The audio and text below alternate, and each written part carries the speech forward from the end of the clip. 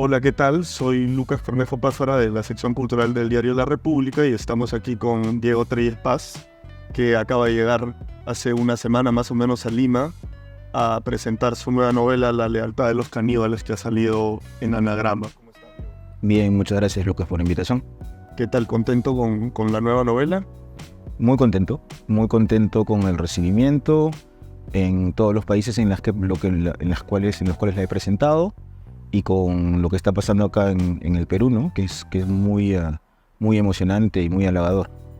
La novela está compuesta por una serie de historias que encarnan distintos personajes que se encuentran en el bar del Chino Tito, que viene a ser el Queirolo, como comentábamos antes, o está ubicado en donde está ubicado el Queirolo, todas muy terribles a su manera, lo cual de alguna manera se hace alusión en el título, ¿no? La lealtad de los caníbales. ¿Vivimos en una ciudad de caníbales, Diego? Bueno, no diría que vivimos en una ciudad de caníbales, sí diría que el tiempo político actual en el Perú no es el mejor. Es un tiempo casi de monstruos, ¿no? Es un tiempo podríamos decirle, de caníbales. Y es un tiempo de caníbales porque creo yo se están dando en el país, con las decisiones que se están dando sobre todo en el Congreso, y que están minando tantas cosas, ¿no? Para empezar, la estabilidad. La estabilidad creo que se está viendo bien afectada, económica, política, ni se diga. Y también por los cambios, ¿no? Entonces, tenemos una división de poderes que comienza a ser muy débil. Tenemos que el Congreso tiene mucho poder. Y creo que eso causa estragos en la sociedad y también que podría definirse como un tiempo de canibalismo, de antropofagia, ¿no? Donde todos se están comiendo unos a otros, ¿no? Entonces, de repente es el mejor momento para lanzar esa novela, ¿no? Estoy de acuerdo y creo que uno de los fenómenos que mejor describes en el libro es la crisis del sentimiento de comunidad, digamos, ensombrecido totalmente la noción comunitaria por el individuo, ¿no? Y creo que lo que describes que sucede en la política también tiene que ver con eso, ¿no? Digamos que la sociedad un poco está desentendida de la política y los políticos son una serie de rufianes que se dedican a beneficiarse ellos mismos sin ningún tipo de preocupación por el país. ¿Cómo te sientes tú como escritor, como artista frente a ello, ¿no? ¿Cómo ves el panorama de los escritores, de los intelectuales que quizás antes estaban mucho más metidos en la política y ahora se han vuelto parte, digamos, de esa corriente un poco individual que ya no se involucra tanto en la política? Pensemos un poco que las consecuencias generales, no solamente de los artistas y de los intelectuales, las condiciones para manifestarse democráticas fueron realmente severamente privadas, con una advertencia mortal, porque apenas se dio el cambio de gobierno, las personas que se manifestaron, sobre todo fuera de Lima, el saldo que hubo fue espeluznante, ¿no? Muertos por protestar. Entonces el mensaje era muy claro, ¿no? Era ten cuidado porque se viene un gobierno autoritario. Yo creo que es el momento en el que específicamente los intelectuales, los artistas, los politólogos, todo el mundo debe expresar su descontento, porque la única manera de cambiar las cosas debe ser que la ciudadanía se exprese, que las diferencias políticas se acaben, como una tregua si quieres, y al mismo tiempo considero que no hay que tener ningún miedo a decir las cosas como son. Finalmente, o por lo menos en el papel, seguimos en una democracia, y en una democracia las opiniones cuentan, y también, sobre todo si vienen de gente que pueden, digamos, reflexionar sobre el país en este momento tan difícil. Estamos en un momento yo estaba haciendo una entrevista en España y me hablaban de los Rolex Gate, ¿no? Estamos en un tiempo en el cual la presidencia de la República se está viendo severamente cuestionada. Creo que con razón, porque lo que vimos en la televisión por todos los países era una presidenta que ostentaba, ¿no?, en la pobreza, en la miseria de los peruanos, ¿no? Ahora es terrible que se levante tanto la voz cuando se trata de relojes, sino cuando se sucedieron todas las muertes, ¿no? Es triste porque digamos que las muertes siempre son fuera de Lima, ¿no? Acá se murió una persona, asesinaron a una persona, y los que han cargado, digamos, la resistencia pacífica sobre todo, son las personas que vienen del interior, y entonces es un poco lo mismo, ¿no? Yo creo que mientras sigamos teniendo esa concepción de ciudadanía de segunda clase, que fue la que instaura un poco el expresidente Alan García, y que los que pongan los muertos en esta democracia sean siempre los campesinos, los indígenas, las cosas no van a cambiar, y pase o no este Congreso, pase o no este gobierno, las cosas en el Perú no van a mejorar.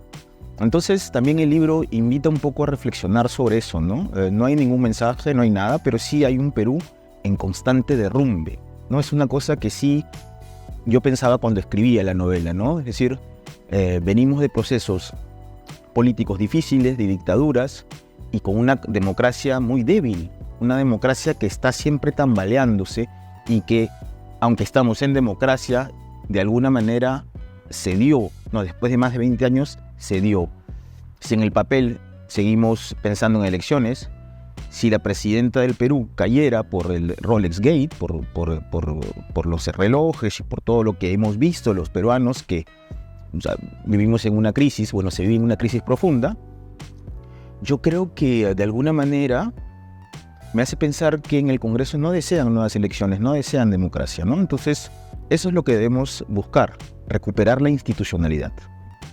En el siglo pasado estaba la idea, quizás mejor encarnada o defendida por Jean-Paul Sartre, de el escritor comprometido, el escritor que se involucra políticamente, que cree en que la literatura y el arte tiene, digamos, cierta posibilidad de accionar en el devenir político-social de un país.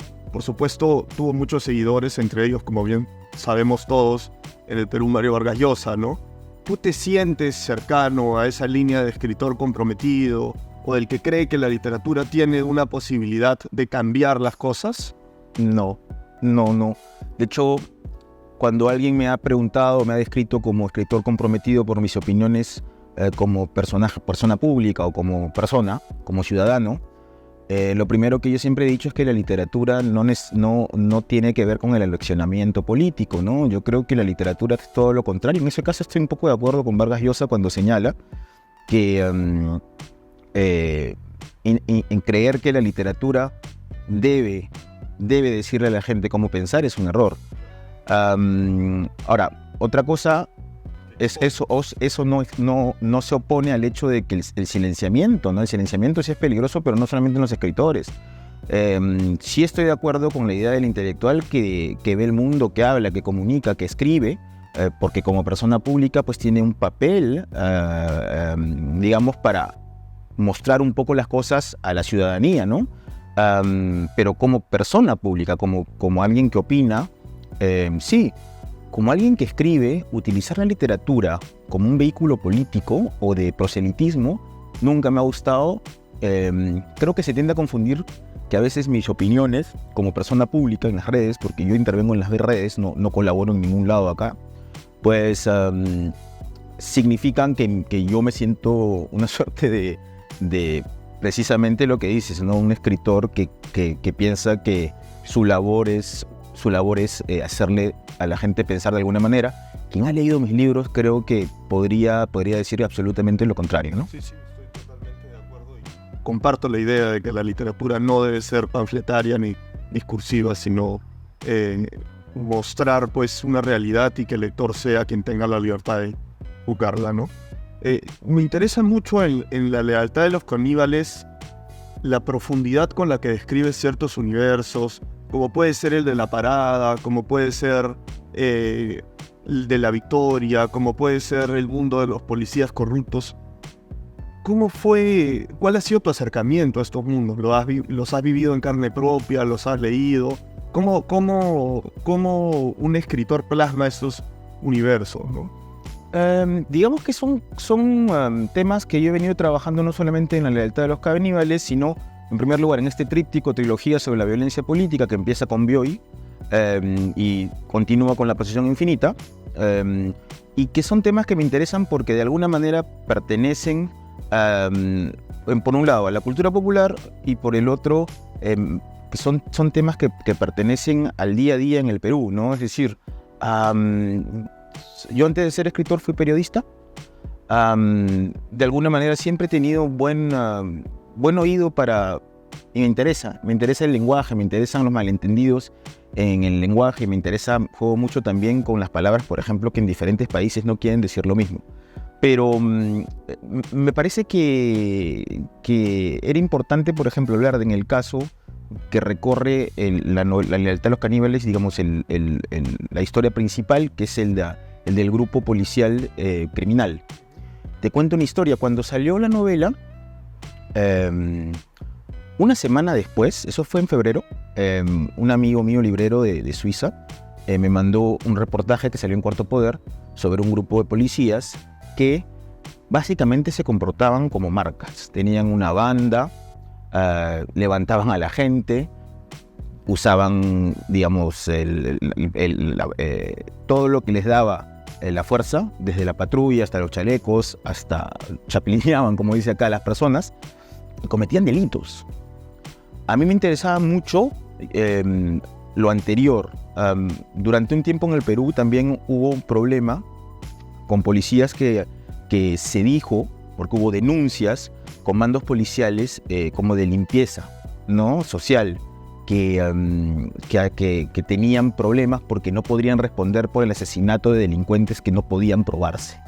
Entonces, ya la fuerza policial, vista en general, creo, por la población, como una entidad que por lo menos tiene algunos elementos corruptos, podría de alguna manera significar un poco el proceso de deterioramiento que hemos visto en el Perú.